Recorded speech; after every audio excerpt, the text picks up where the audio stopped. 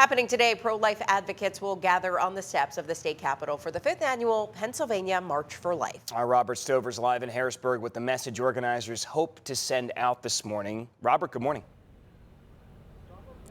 Good morning. I'm not sure if you can see or even hear behind me, but the stage is almost set for today's March for Life demonstration, the 5th annual here at the Harrisburg, Pennsylvania Capitol. And joining me once again this morning is Michael Gear, who is the president and CEO of the Pennsylvania Family Institute. Mic check's going well behind us. Michael, for those who may be joining us for the first time this morning, tell us more about today's event. What is the expectation? What are you hoping to accomplish?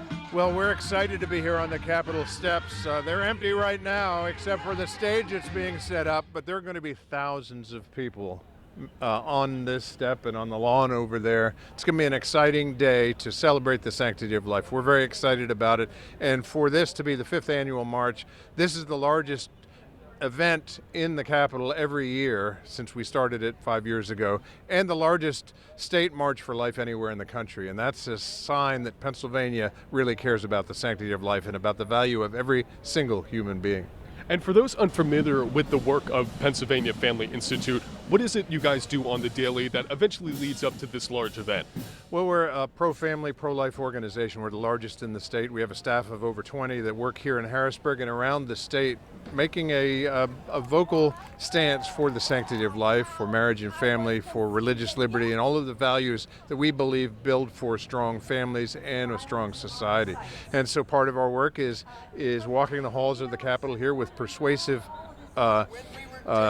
principled persuasion to talk about the issues that we think are important to benefit families and children in the Commonwealth of Pennsylvania. And as you just mentioned, this event is expected to draw thousands of people today. What do you want some of those people to take away from today's demonstration, whether they actually participate in the march or maybe just be passing by and witnessing the event for the first time?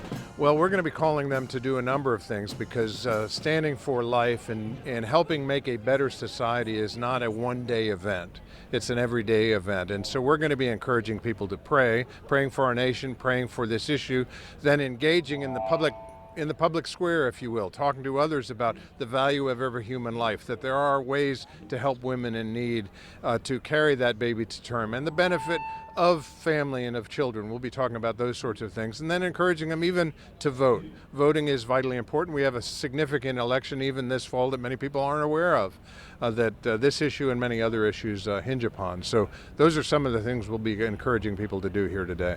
Well, we certainly appreciate the insight this morning. Now, the march itself is scheduled to begin around noon today. However, there is a pre-rally around 10 o'clock followed by a prayer.